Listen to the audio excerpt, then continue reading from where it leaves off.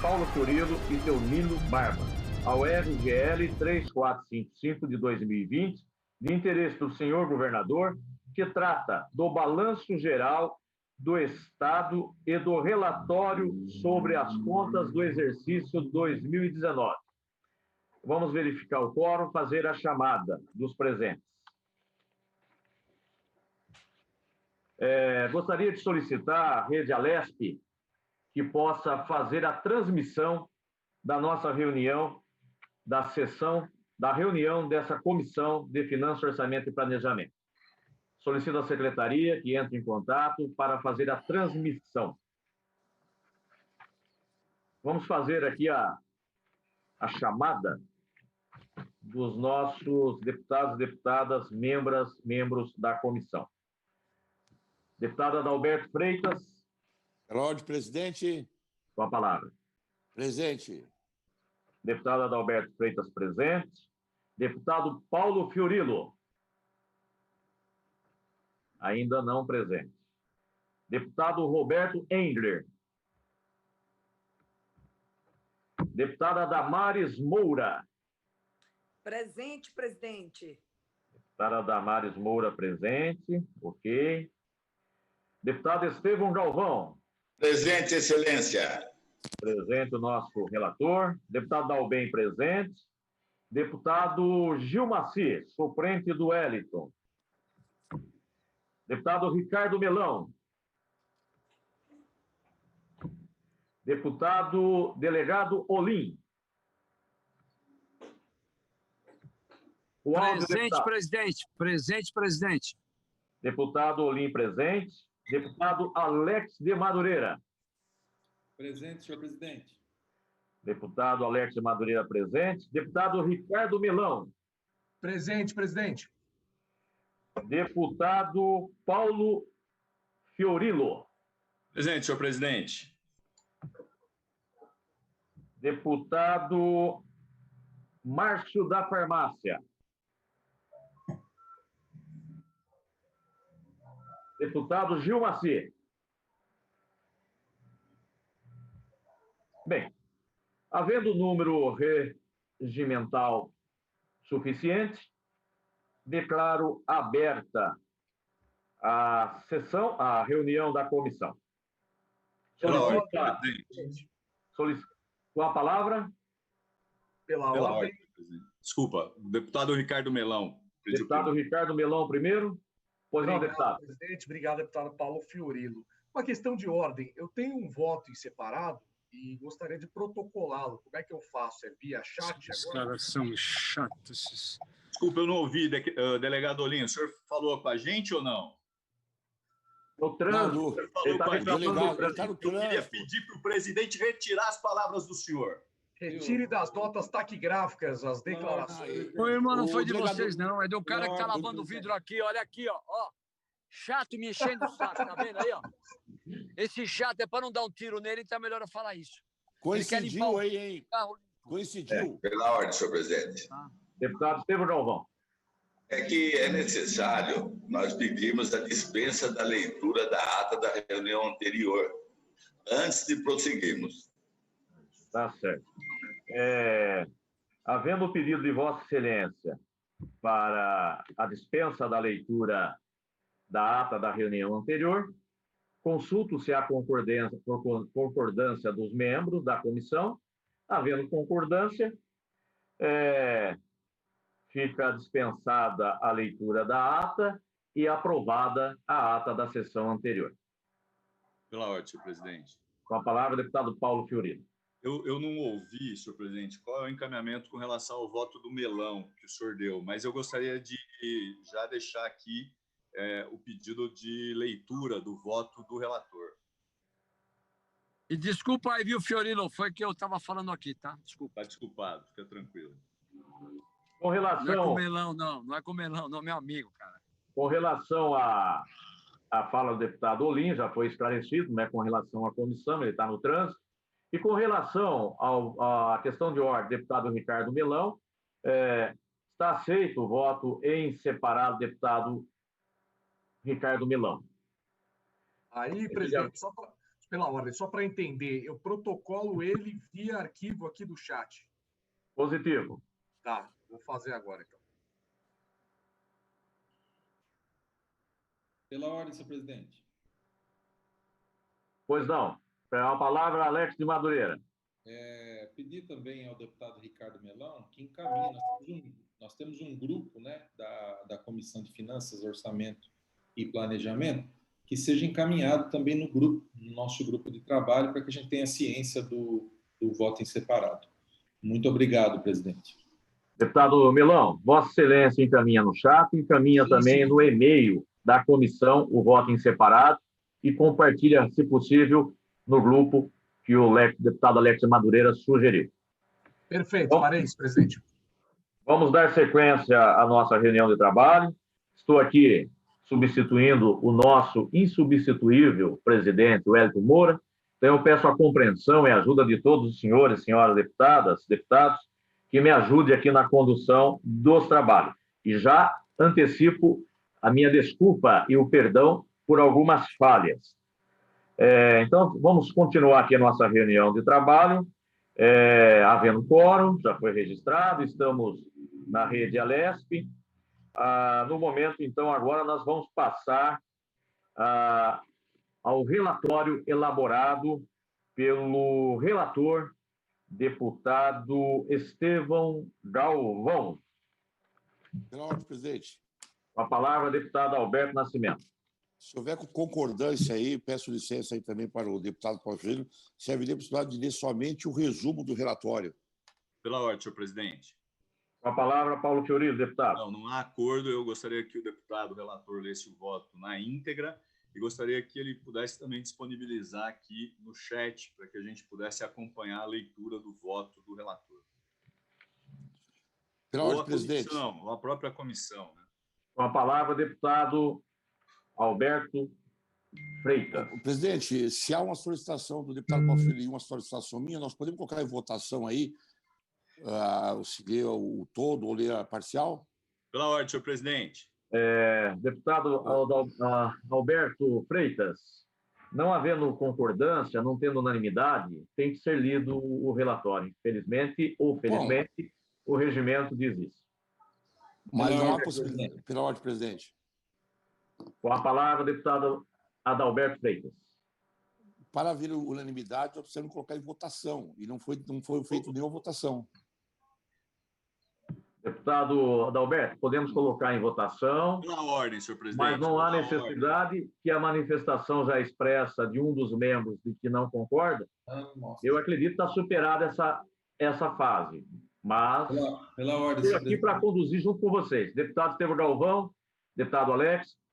Eu queria só pedir ao deputado Paulo Fiorino que todos nós já recebemos o relatório do deputado Estevão já há algum tempo. Né? Nós estamos já há 3 sessões discutindo as contas do governador. E eu venho apelar aqui ao deputado Paulo Fiorino que, mais uma vez, haja o bom senso dele, como sempre há, para que nós possamos andar com a pauta aqui na Comissão de Finanças. Né? Nós temos ainda o orçamento, está aqui o deputado Olim, que é o relator do orçamento esse ano, e as contas do governador nós temos que liquidar esse assunto de uma vez por todas. O voto em separado do deputado Paulo já foi apresentado, o deputado Estevão Galvão apresentou o voto do relator oficial, o deputado Ricardo Melão apresentou agora um voto em separado também, e nós, eu acho que a maioria aqui já decidiu como vai votar. Então, eu peço encarecidamente ao deputado Paulo Fiorino que ele possa rever o seu pedido de leitura do voto do relator. Pela ordem, senhor presidente. Com a palavra, deputado Paulo Fiorino. Eu confesso ao senhor presidente, que eu fico comovido com o apelo do deputado Alex Madureira. Muito, muito, muito, muito. E também com o pedido do deputado Adalberto, que, assim como eu, é um deputado de primeiro mandato. Mas, primeiro, nós sabemos que o regimento é claro. Não há votação nesse caso, não há. Porque há uma decisão de que, se houver o pedido de um deputado, o voto deverá ser lido. Então, a questão do deputado Adalberto está superado. Peço que o senhor nem submeta a votos para não cometer uma irregularidade regimental. Quanto ao deputado Alex da Madureira, nós não estamos discutindo há 3 semanas. Nós, há 3 semanas, estamos com a pauta... Eu disse há 3 sessões. Tudo bem, eu vou fazer a correção. Há 3 sessões, deputado Alex ex-Madureira, mas nós não discutimos, nós tivemos vistas dos deputados, o senhor sabe disso. É melhor a gente não criar fake news. O senhor sabe que a CPI da fake news terminou ontem, e ela deixou muito claro. Eu não disse que nós discutimos, eu disse que nós temos... Senhor presidente, há 3 sessões... O senhor pode cortar o microfone do deputado Alex da Madureira? O desrespeito... Senhor deputado, é grande, mas não pode ser desse jeito. Senhor deputado, vamos... Eu vou concluir. É que o deputado me interrompe toda hora. Deputado Paulo Fiorilo, doutor Alex, guarda a sua vez. Deputado Paulo Fiorilo, por gentileza, conclua para nós continuarmos na reunião. Quero concluir. Portanto, eu gostaria de pedir que o voto fosse lido, o voto do deputado fosse disponibilizado no chat, assim como o voto do deputado Ricardo, para que a gente pudesse acompanhar a leitura. E queria dizer ao deputado, para concluir, que isso não tem absolutamente nada a ver com a decisão de cada um, tem sim com a necessidade de dar publicidade aos votos daqueles que nos acompanham pelo YouTube e pela Rede Aleste. Muito obrigado, senhor presidente.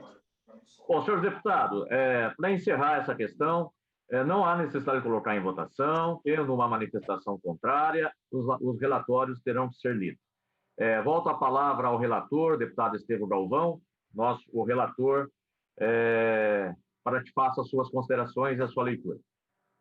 Senhor presidente, parecer da Comissão de Finanças, Orçamento e Planejamento sobre processo RGL número 3455 de 2020. O presente processo tem por objetivo a análise e julgamento por esta Assembleia Legislativa das contas anuais prestadas pelo senhor governador do Estado, referente ao exercício de 2019, nos termos do disposto do artigo 20, inciso 6, cumulado com o artigo 47, 9, ambos da Constituição do Estado de São Paulo. Nos termos do artigo 23 e parágrafos da Lei Complementar número 709, de 14 de janeiro de 93, o Tribunal de Contas emitirá parecer prévio sobre as contas do governador, as contas que o governador do Estado apresentar anualmente à Assembleia Legislativa, sendo que as contas abrangerão a totalidade do exercício financeiro, compreendendo as atividades do Executivo, do Legislativo, do Judiciário, do Ministério Público e do próprio Tribunal de Contas. Portanto, em atendimento ao disposto no referido artigo 23 da Lei Complementar número 709 de 93, bem como no artigo 236 do Regimento Interno da Assembleia Legislativa do Estado, o senhor governador remeteu a esta Casa de Leis de forma tempestiva e concomitante ao Egrégio Tribunal de Contas do Estado o Balanço Geral do Estado referente ao exercício de 2019, elaborado em consonância com o disposto da Lei Federal 4.320 de 64. Os demonstrativos apresentados retratam a execução do orçamento fiscal e da Seguridade Social, a posição patrimonial e financeira e o desempenho financeiro dos órgãos e entidades da administração direta e indireta dos poderes legislativo, judiciário, executivo, do Ministério Público e da Defensoria Pública do Estado, das autarquias, inclusive das universidades, das fundações e das empresas ou sociedades de economia mista dependentes. Os autos do processo do Tribunal de Contas 002347-989-19, item 6, foram encaminhados a esta casa pelo excelentíssimo senhor presidente do Tribunal de Contas do Estado e versam sobre a prestação de contas supracitada, que tem como responsável o excelentíssimo governador senhor João Dória, tendo a Igreja Casa Corte de Contas realizada a devida análise e emitido o seu parecer da situação econômico-financeira do governo do Estado em 2019. Com base nas informações contidas no balanço geral apresentado, a execução orçamentária consolidada de 2019 evidencia que as receitas arrecadadas alcançaram o volume de 257.443.703.587 reais, enquanto as despesas realizadas somaram 257.997.692.439, resultando um déficit na ordem de 553.998.852 reais, correspondente ao diferencial de 0,21% entre a receita e a despesa. Importa registrar que as despesas puderam superar as receitas orçamentárias do ano em virtude da disponibilidade de recursos financeiros necessários à sua cobertura. Deve ser observado que no exercício de 2019 foram utilizados saldos financeiros obtidos em exercício anterior no montante de 3.664.074.480, incorporados ao orçamento por meio de créditos suplementares concedidos por superávit financeiro apurado em balanço patrimonial nos termos do inciso 1, parágrafo 1º do artigo 43 da Lei Federal 4.320 de 64. Verifica-se que, no transcorrer do exercício de 19, o governo estadual registrou o melhor resultado primário desde 2010, com superávit de 18,3 bilhões. Ademais, apresentou um resultado nominal na marca de 5,3 bilhões. O primeiro resultado positivo em 10 anos. O indicativo de que o Estado conseguiu diminuir a dívida consolidada, interrompendo uma tendência desde 2013. Os resultados podem ser considerados notáveis, uma vez que a economia do país cresceu menos que o esperado. Todavia, o Estado de São Paulo cresceu mais que a média nacional e as receitas totais cresceram 5,8%, partindo de 213 bilhões em 2018 para mais de 225 bilhões em 2019.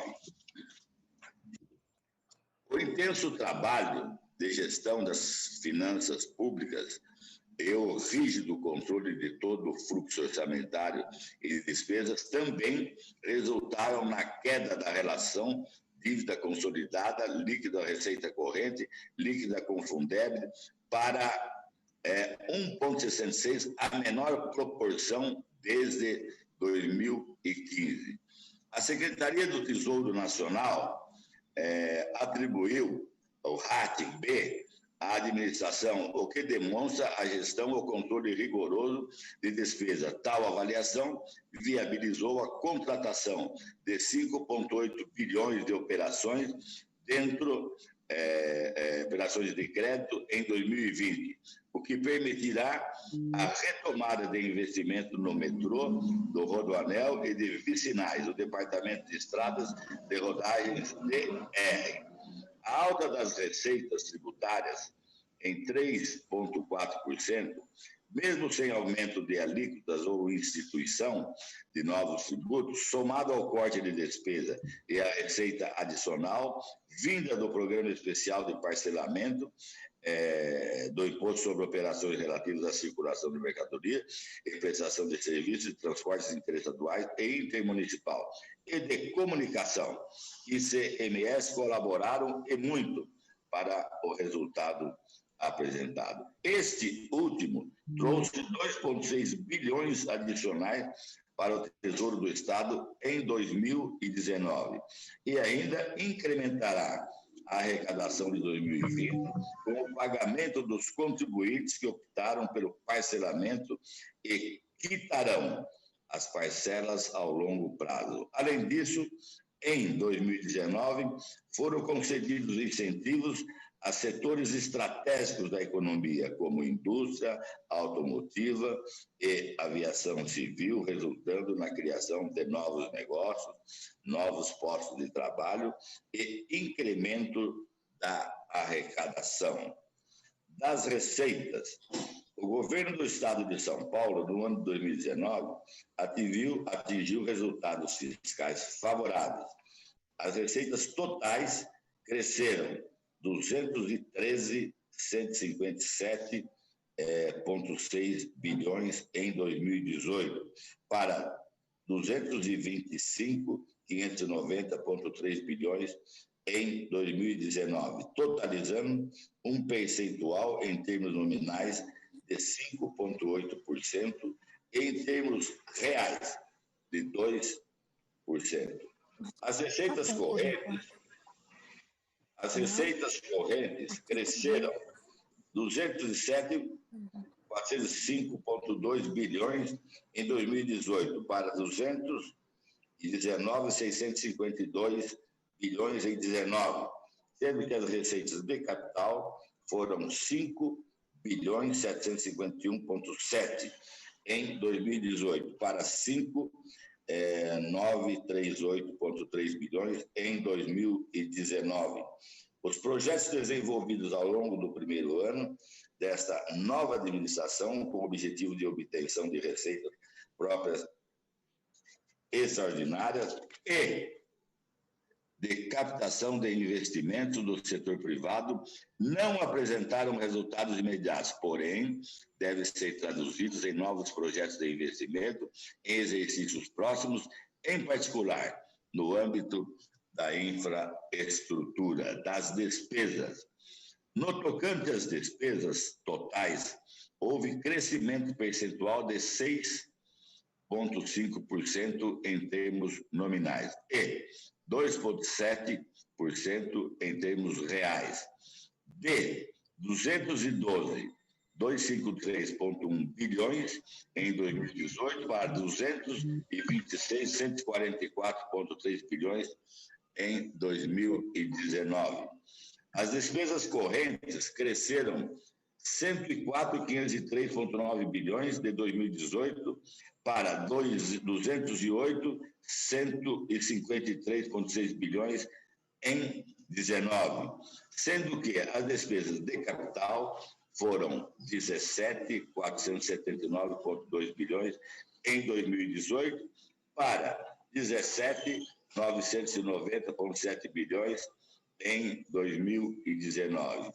Quanto às despesas com o pessoal e encargos sociais, o valor foi de 88.600,4 bilhões em 2018 para 91.531,3 bilhões em 19.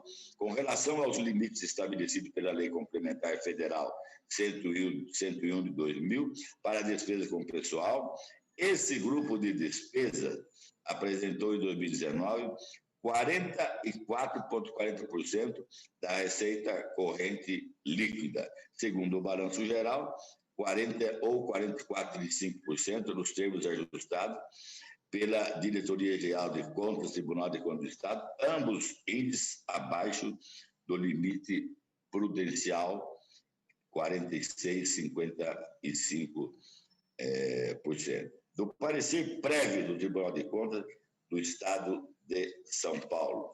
O Tribunal de Contas do Estado resolveu, por unanimidade, emitir parecer favorável à aprovação das contas relativas ao exercício de 2019, com ressalvas, determinações e recomendações. No que tange às ressalvas, determinações e recomendações, a corrente Corte de Contas proferiu as considerações constantes no seu respectivo parecer prévio, encaminhada por meio de ofício ao gabinete número 220 220, folhas 8 a 10 do presente processo, as quais acolhemos nesse parecer na sua integralidade.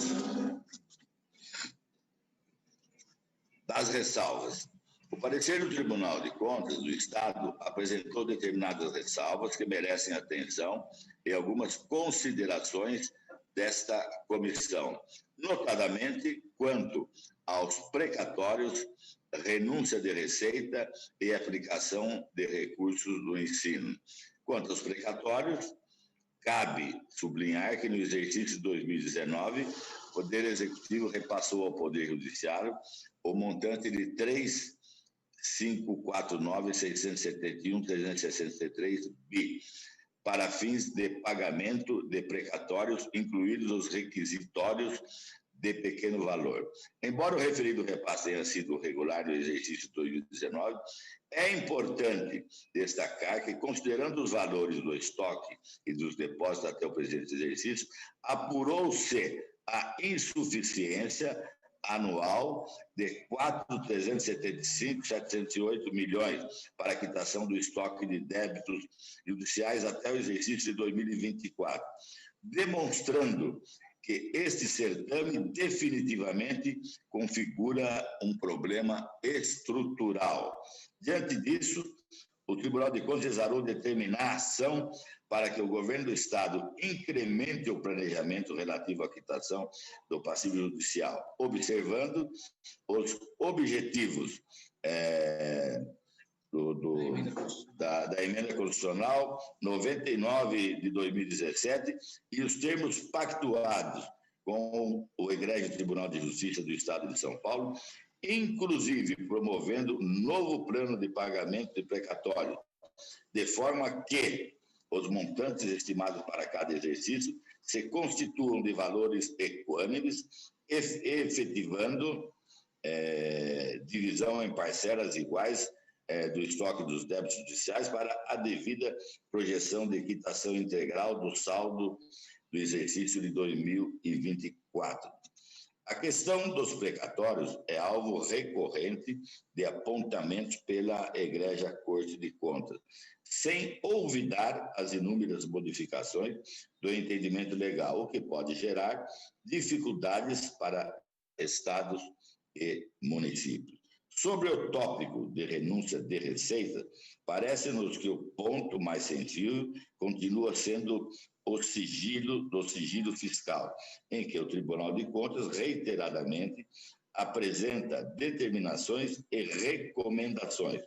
Entretanto, não olvidando a importância de informações mais detalhadas para o controle externo, o poder público não pode invadir o direito à privacidade do contribuinte, expondo suas informações fiscais irrestritamente.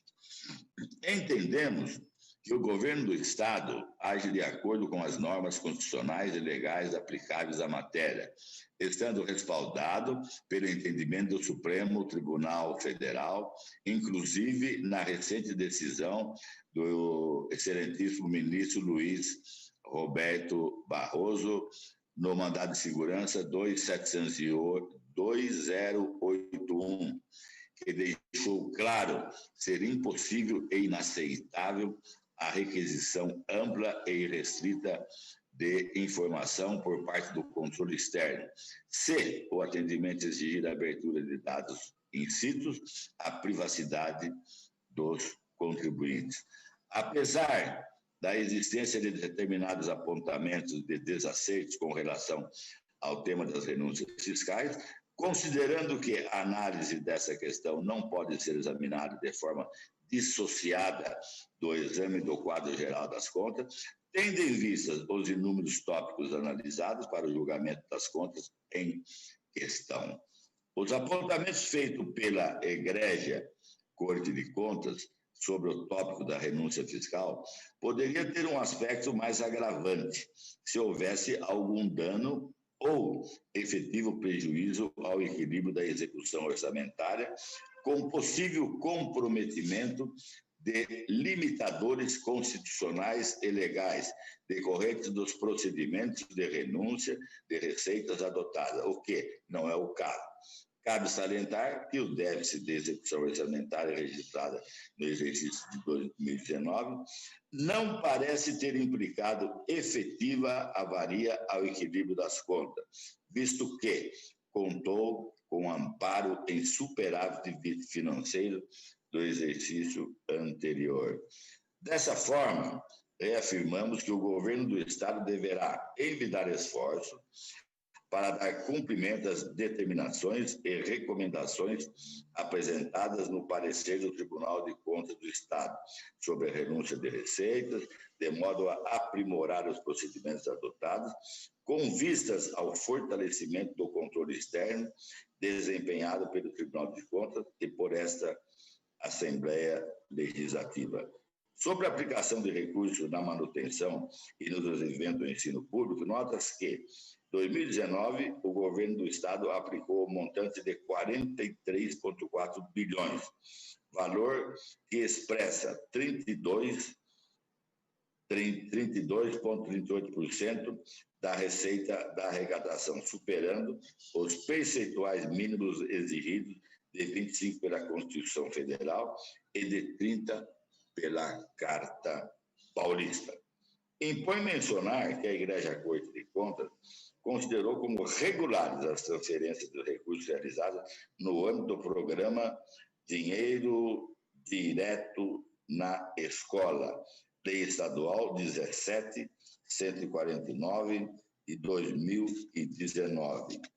Nos termos do voto do relator, estando em consonância com a conceituação de gastos elegíveis à manutenção e desenvolvimento do ensino, por meio de cobertura de despesas de custeio e de capital, destinadas às ações voltadas à garantia do funcionamento e à melhoria da infraestrutura física e pedagógica das unidades escolares beneficiárias. Apesar da situação regular, o parecer do Tribunal de Contas do Estado impõe, como determinação ao governo do Estado, a aplicação no exercício de 2021 em despesas elegíveis de ensino, o valor da glosa do Fundeb de 506 milhões. Nos termos do voto do relator, trata-se de percentual ínfimo a ser complementado por fins de aplicação integral nos recursos provenientes do Fundeb no exercício 2019, sendo que tal valor decorreu de glosa pelos órgãos técnicos e não pela falta de aplicação em si. Dessa forma, é certo que o governo do Estado deverá cumprir tal determinação da Igreja Corte de Contas, além de acolher a recomendação no sentido de, se houver destinação de recursos nos próximos exercícios, as associações de pais e mestres, no âmbito do programa Dinheiro Direto na Escola, que o faça com tempo suficiente para aplicação tempestiva no próprio ano em que repassados. Consideramos que ficou reconhecido o cumprimento dos dispositivos constitucionais e legais que norteia a prática dos atos administrativos pelo Poder Executivo, nos termos do parecer favorável à aprovação das contas do exercício de 2019 pelo egrégio Tribunal de Contas do Estado. Quanto às determinações e recomendações apresentadas pelo Tribunal de Contas, em seu parecer, consideramos que todos os apontamentos são relevantes e refletem a atribuição fiscalizatória e pedagógica do Tribunal de Contas do Estado, orientando o aprimoramento de condutas e procedimentos, de modo a alcançar melhores práticas de execução orçamentária, sendo certo que o poder público deverá estar obstinado em acatá-las. Das conclusões e do voto, à vista do que foi analisado, apreciando as contas em questão, não visualizamos a ocorrência de qualquer prejuízo ao erário. Pelo contrário, nota-se que o governo do Estado agiu de acordo com os preceitos constitucionais, legais e os princípios da administração pública. Da conclusão se traduz do parecer emitido pelo egrégio Tribunal de Contas do Estado, favorável à aprovação das contas relativas ao exercício de 2019. Conforme disposto no Balanço Geral do Estado, analisada no ano de 2019, o desempenho financeiro foi positivo, cumprindo com os limites da Lei de Responsabilidade Fiscal e obtendo um superávit primário acima da meta prevista na Lei de Diretriz Orçamentária. O governo do Estado conseguiu manter o nível de prestação de serviço junto à população em razão de uma gestão focada no controle das despesas e de recuperação das fontes de receita própria. Assim, diante de todo o exposto e tendo em vista o parecer prévio do egrégio Tribunal de Contas do Estado de São Paulo, somos favoráveis à aprovação das contas anuais prestadas pelo senhor governador relativas ao exercício econômico financeiro de 2019, compreendendo as atividades do Executivo, do Legislativo, do Judiciário e do Tribunal de Contas em consonância com as normas legais pertinentes. Para tanto, conforme justificada no presente parecer, concluímos nos termos do parágrafo 3º do artigo 226 do Regimento Interno desta Casa pela apresentação do seguinte: projeto de decreto legislativo de 2020. Considera regulares e aprova as contas anuais apresentadas pelo senhor chefe do Executivo relativas ao exercício econômico de 2019. Artigo 1º. São consideradas regulares e ficam aprovadas as contas anuais apresentadas pelo senhor chefe do Poder Executivo relativo ao exercício econômico financeiro de 2019, consolidada no Balanço Geral e nos documentos acessórios elaborados em conformidade com o disposto na Lei Federal 4.320, de 17 de março de 64, acompanhadas dos relatórios da Contadoria Geral do Estado, compreendendo as atividades das atribuições direta e indireta estadual, ressalvando os atos pendentes de julgamento por esta Assembleia Legislativa. Artigo 2º. Este decreto legislativo entra em vigor na data de sua publicação. Sala das Sessões, deputado Estevão Galvão, relator. Senhor presidente, além do parecer, esse relator já apresentou aqui também um modelo, aliás, o projeto de decreto legislativo que deverá ser votado pela Câmara. Obrigado pelo momento. Muito obrigado, agradeço ao relator, deputado Estevão Galvão, pelo relatório claro, objetivo e, de certa forma, sucinto. Quero aqui registrar a presença do nosso nobre deputado Roberto Engler, que também nos honra aqui com a sua participação na sessão, membro titular dessa comissão. E quero também informar que o relatório, o voto em separado do deputado Ricardo Melão, já se encontra disponível no chat e também no momento do sistema estiver em ordem, no e-mail da Casa. Vamos passar a leitura agora do voto do relator, deputado Teonilo Barba, e também Paulo Fiorilo, ao RGL 345520. Com a palavra, o relator, deputado Paulo Fiorilo. Senhor presidente. Senhor presidente. Deputado Estevão Galvão, com a palavra. Senhor presidente, é claro que nós estamos aí no dia 4 de dezembro. Nós temos alguns projetos do governador a serem votados, temos projetos de deputados, temos as contas e temos o orçamento.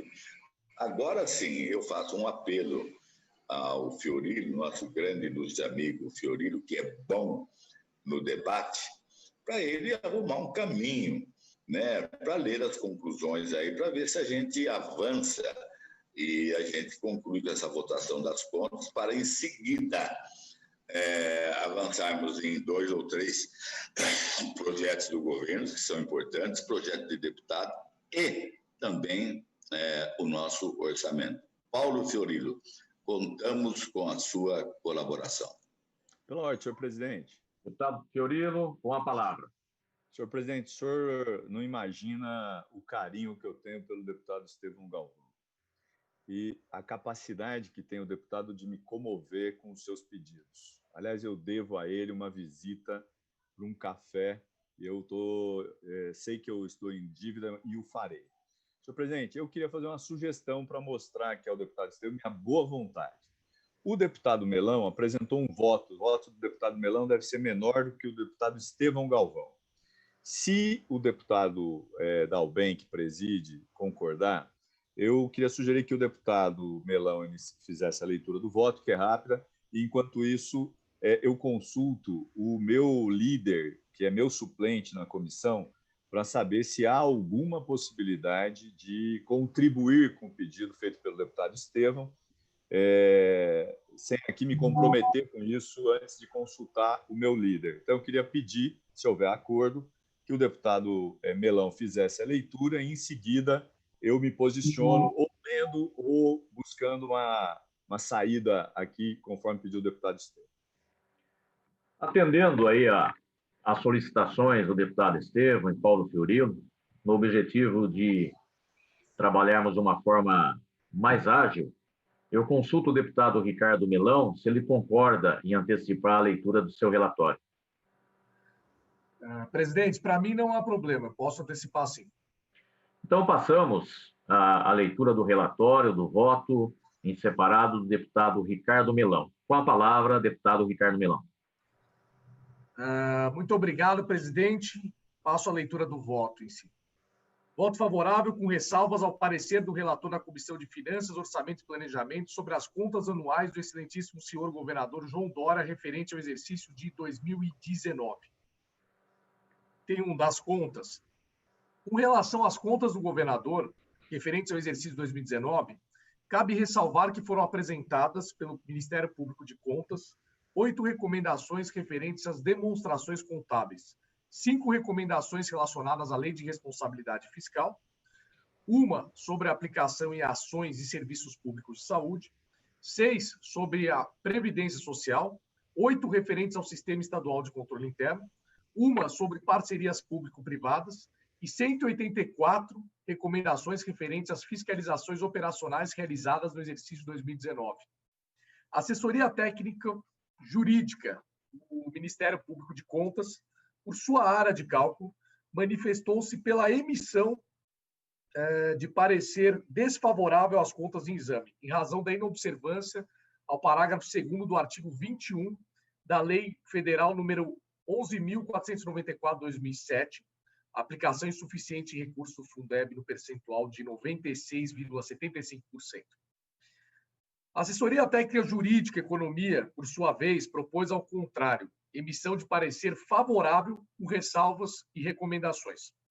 Em que pese o fato de termos algumas manifestações desfavoráveis, tanto da assessoria técnico-jurídica como da assessoria técnico-jurídico-chefia, tivemos manifestações favoráveis à Procuradoria da Fazenda do Estado, que se manifestou pela emissão de parecer prévio favorável, endossando as recomendações propostas pelas áreas técnicas, bem como que a TJ Economia, que propôs parecer favorável com ressalvas e recomendações. É justamente nessa linha que seguirei com o meu raciocínio. Item 2, das principais ressalvas. Aplicação do mínimo constitucional no ensino. Dispõe o artigo 212 da Constituição Federal que os estados devem aplicar no mínimo 25% da receita resultante de impostos, compreendida a proveniente de transferências, na manutenção e desenvolvimento do ensino. A Constituição estadual, por sua vez, exige que o Estado de São Paulo aplique pelo menos 30% de sua receita na manutenção e desenvolvimento do ensino. E em 17 de 12 de 2018, foi promulgada a Lei Complementar Estadual número 1333 de 2018. O artigo 5º, inciso 3, deste normativo permitiu a contabilização da parcela excedente aos 25% exigidos pela Constituição Federal das despesas necessárias ao equilíbrio atuarial e financeiro do sistema previdenciário próprio. Cabe ressaltar que essa discussão esteve presente na Assembleia Legislativa do Estado de São Paulo, quando da apreciação das contas do governador para o ano de 2018. Na ocasião, o aludido artigo da norma estadual teve sua eficácia suspensa em 10 de abril de 2019, após o Tribunal de Justiça do Estado de São Paulo conceder cautela no âmbito da ação direta de constitucionalidade número 2077-323-86.2019.8.26.000. Em 2 de 10 de 2019, porém, a referida ação foi extinta sem resolução do mérito e a liminar revogada. Levando-se em conta que a Lei Complementar Estadual número 1333 de 2018 estava plenamente vigente em parte do exercício de 2019, conclui-se que, para fins de análise da obrigação contida no artigo 255 da Constituição Estadual de São Paulo, o Estado aplicou o percentual de 31,83% no ensino, respeitando, portanto, o piso de 30%. É importante pontuar que a Lei Complementar Estadual número 1333 de 2018 permitiu a inclusão de gastos com inativos tão somente na parcela excedente ao limite mínimo de 25% exigido pelo artigo 212 da Constituição Federal de 1988. Dito de outro modo, na apuração do piso exigido pela Constituição Federal, não pode o Estado valer-se das despesas realizadas com inativos. Na primazia de tal entendimento, verifica-se que, para fins de análise do disposto no artigo 212 da Constituição Federal, o Estado de São Paulo aplicou apenas 24,89% de suas receitas no ensino, ou seja, não observou o piso exigido de 25%. Assim, a insuficiente aplicação de recursos no ensino foi tratada como motivo determinante para a emissão de parecer prévio desfavorável por parte do Ministério Público de Contas. Entretanto, notamos que, após esses apontamentos, foram realizadas reclassificações legalmente aceitas e aprovadas pelo Tribunal de Contas do Estado de São Paulo, para que os gastos relativos à manutenção e desenvolvimento do ensino alcançassem 34,1 bilhões, correspondentes a 25,43% das receitas de impostos e transferências. Ressaltamos aqui a necessidade de maior controle para as aplicações dessa modalidade, uma vez que as alterações só foram realizadas após manifestação desfavorável por parte do Ministério Público de Contas. Utilização do Fundeb. Ao apreciar as contas do governador em 2018, o Tribunal de Contas do Estado de São Paulo reconheceu que as despesas com aportes para a cobertura de insuficiência financeira para custeio dos inativos da educação não poderiam ser admitidas na aplicação do Fundeb. O plenário do Tribunal de Contas do Estado de São Paulo resolveu, contudo, modular os efeitos dessa decisão na conformidade do voto do conselheiro Renato Martins Costa. Por conta da decisão proferida nas contas do governador de 2018, os gastos com inativos podem ser considerados na aplicação do Fundeb 2019. Entretanto, ainda que se considerem tais gastos, de acordo com a diretoria de contas do governador, em 2019, o governo do Estado de São Paulo deixou de aplicar cerca de 569 milhões de recursos do Fundeb, o que equivale a 3,25% do total de recursos recebidos do fundo, em afronta ao artigo 21 da Lei número 11.494 de 2007. Entretanto, sobre a falta de aplicação da totalidade do fundo, foi acolhida pelo Ministério Público de Contas a posição da Secretaria Diretoria Geral, no sentido de que o ínfimo percentual de insuficiência de aplicação, 0,003%, aliado ao fato de que tal saldo decorreu de glosa efetuada pela Diretoria de Contas do Governador, que não tinha considerado como elegível os repasses efetuados às associações de pais e mestres, e não de falta de aplicação dos recursos em si, permite o relevamento da falha, como de resto assenta a jurisprudência do Tribunal de Contas do Estado de São Paulo e, principalmente, após a reconsideração desses valores. Dessa forma, a imaterialidade do fato relatada, inclusive pelo Tribunal de Contas de São Paulo, e após os ajustes que se fizeram, não seria motivo de reprovação das contas atuais do governador, mas serve de ponto de atenção para exercícios futuros e sustenta essa ressalva. Remanejamentos e transferências. De acordo com o artigo 167, inciso 6º da Constituição Federal de 1988, é vedada a transposição, o remanejamento ou a transferência de recursos de uma categoria de programação para outra ou de um órgão para outro, sem prévia autorização legislativa.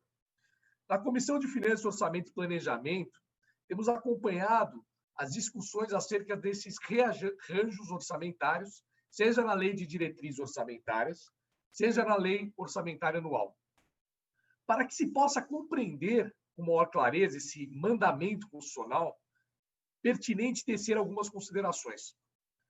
O remanejamento é utilizado quando há necessidade de realocar recursos de um órgão para outro.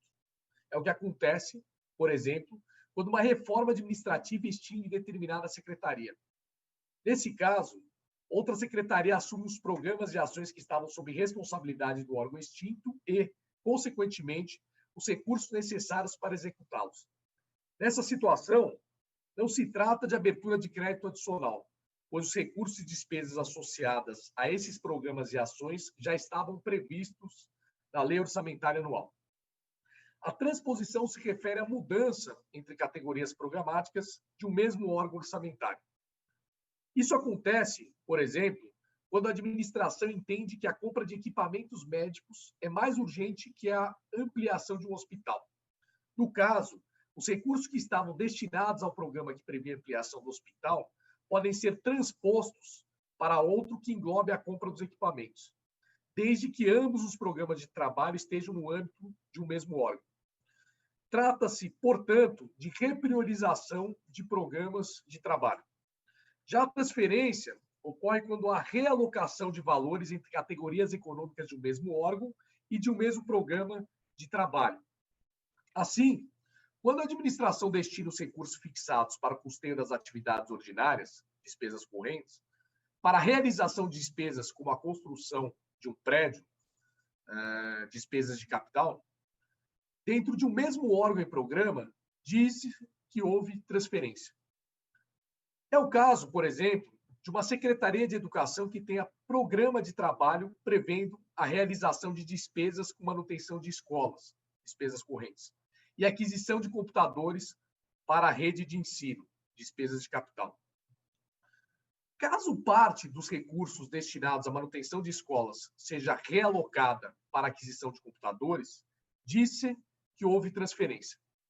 Dessa forma, ao exigir que a transposição, o remanejamento e a transferência de recursos de uma categoria de programação para outra ou de um órgão para outro dependa de prévia autorização legislativa, o artigo 167, inciso 6º da Constituição Federal de 1988, coíbe o desvirtuamento do processo legislativo a que submete o orçamento. Outro tema orçamentário importante diz respeito ao artigo 40 da Lei nº 4.320, de 1964, que define créditos adicionais como sendo as autorizações de despesa não computadas ou insuficientemente dotadas na lei de orçamento. Os créditos adicionais podem ser classificados em 3 tipos. Os suplementares, destinados ao reforço da dotação orçamentária, os especiais, destinados às despesas para os quais não haja dotação orçamentária específica, e os extraordinários, destinados a despesas urgentes e imprevistas, em caso de guerra, comoção intestina ou calamidade pública. Artigo 41 da Lei número 4.320, de 1964. A abertura dos créditos suplementares especiais depende da existência de recursos disponíveis para ocorrer a despesa e será procedida à disposição justificativa. As fontes de recursos para a abertura de tais créditos, segundo o artigo 43, parágrafo 1º da Lei 4.320, de 1964, são as seguintes: o superávit financeiro apurado em balanço patrimonial do exercício anterior, o excesso de arrecadação, a anulação parcial total de dotações orçamentárias ou de créditos adicionais autorizados em lei, e o produto de alterações de créditos autorizados em forma que juridicamente possibilite ao Poder Executivo realizá-las. Como é possível notar, existe certa semelhança entre a tríade transposições, remanejamentos e transferências e os créditos orçamentários suplementares financiados por anulação parcial ou total de dotações. Essa similitude, contudo, diz respeito apenas ao aspecto quantitativo. Com efeito, tanto nas transposições, remanejamentos e transferências, quanto na abertura de créditos suplementares decorrentes de anulação de dotações, não há alteração no orçamento total de despesas. Todavia, contrariando tal entendimento, verifica-se que o governo estadual realizou remanejamentos e transferências referentes a repriorizações de políticas públicas, como se créditos suplementares fossem, ou seja, se autorização legislativa exigida pelo artigo 167, inciso 6º da Constituição Federal de 1988, como apontado pela Diretoria de Contas do Governador e ressaltado pelo doutor secretário-diretor-geral. Foram realizados remanejamentos e recursos para determinados órgãos cobertos pela anulação parcial de dotações de outros órgãos orçamentários, como se créditos suplementares fossem, no montante de 11 bilhões e 690 bilhões de reais. É importante pontuar que os decretos elencados pela DCG e que deram ensejo a tais movimentações orçamentárias, a exemplo do decreto número 64.104, de 4 de fevereiro de 2019, fazem expressa menção ao artigo 9º da Lei número 16.923, de 7 de janeiro de 2019, o qual, em verdade, autorizou apenas a abertura de créditos suplementares. Tais movimentações de recursos, entretanto, por se referirem a remanejamentos, não poderiam, em tese, ter sido realizadas através de créditos adicionais suplementares. De igual modo, foram efetuadas transferências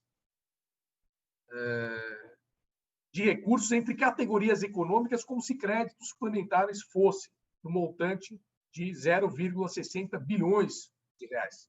Portanto, considerando o disposto no artigo 167, inciso 4 da Constituição Federal de 1988 e as orientações traçadas pelo Tribunal de Contas do Estado de São Paulo no comunicado SDG número 18/2015, entende-se que a realização de remanejamentos e transferências sem autorização na LDO, Lei de Diretrizes Orçamentárias, ou em diploma específico, deve ser tratada como motivo para emissão de parecer prévio desfavorável às contas anuais em apreço, caso a distorção apresentada fosse relevante e generalizada, isto é, prejudicasse todas as contas, execução orçamentária e limites apresentados na prestação de contas anuais do governo.